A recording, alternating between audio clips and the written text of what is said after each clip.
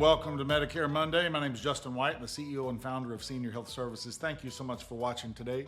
It's obviously in the political season, so it's hard to report some of the things that are in the news without very obvious political slants.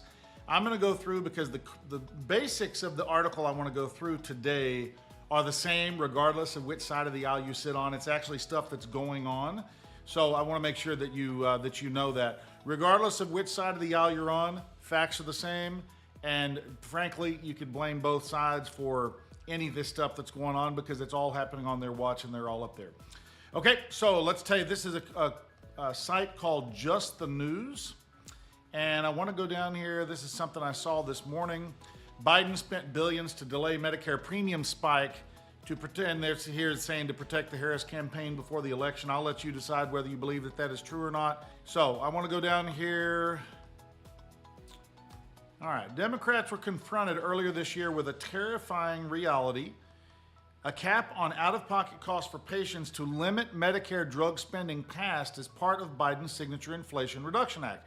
Everybody's been hearing about that this fall. And that was set to spike premiums for millions of senior citizens just weeks before the 2024 presidential election. I never understood the timing of that at all. I wondered what in the world they were doing that for right before the election, and apparently somebody noticed. To avoid the political catastrophe of presiding over major premium increases in the middle of a closely contested election, Biden-Harris used its authority to reroute appropriated funding to subsidize the premiums for seniors after the election. It is basically, they did it calling a demonstration program. It's basically a bailout of the program before it even begins, because this thing doesn't even start until January, at least this part of it. And the bigger story in all this stuff is they said, they, meaning the government, said they were going to cut Medicare. They're protecting Medicare, going to make it stronger. The stuff in the Inflation Reduction Act represents the largest cut in governmental funding to the Medicare program in recent memory, if not ever. Going on, the administration's $5 billion budget gimmick kicked the proverbial can down the road, but only adds to the estimated possible $20 billion in additional spending over 3 years to cover up the intended consequences of one of the signature laws. It's going to cost taxpayers and seniors in the long run. Here, they created a new program that's going to send billions to health insurance companies to temporarily offset premium increases. But the administration swooped in to prevent catastrophe, meaning these things, they saw what the spikes were going to happen to the premiums, and they came in and said, oh my gosh, it's right before the election, we can't do that. That's what they're surmising here. They swooped in to prevent catastrophe. The Centers for Medicare and Medicaid Services announced in July a new program to stabilize the premiums called a demonstration. I became aware of that on July 29th. I can't remember if I've reported it here, but I did see that. The program would shell out a total of approximately $5 billion in subsidies for insurance companies to cover the costs of capping prices and other effects of the Inflation Reduction Act.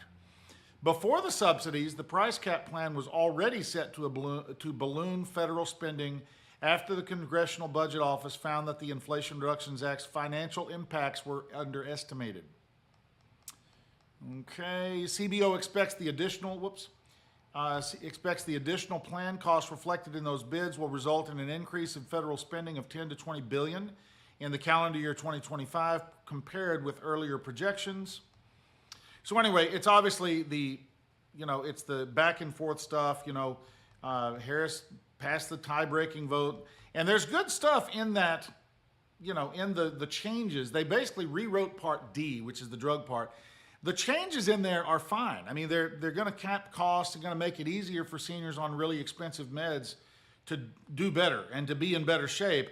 However, they cut a gigantic amount of funding from that program right when the expenses start rolling in, otherwise known as the catastrophic phase. They literally went from 80% funding down to 20% funding, shoving that over to the carriers that went from 20% funding to 60% funding, and then Big Pharma brings in a 20% coupon.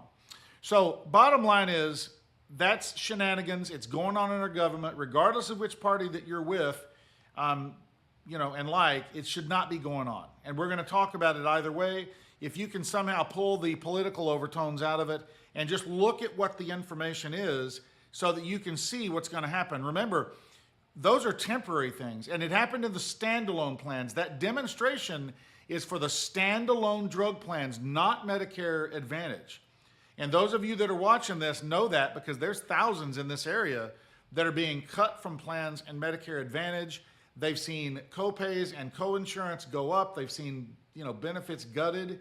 And there's a lot of other things that we're seeing done throughout the course of this AEP, where plans are literally sort of being suppressed in certain ways by the carriers because they're seeing numbers inside those things. That's my interpretation. I don't know if that's true or not, but why else would they do that, where they're trying to slow down sales into certain plans? And it is happening with many, many carriers as we speak. So that's a little bit more dour on Medicare Monday, right before Election Day, but that came across my desk today. It was on this thing called Just the News.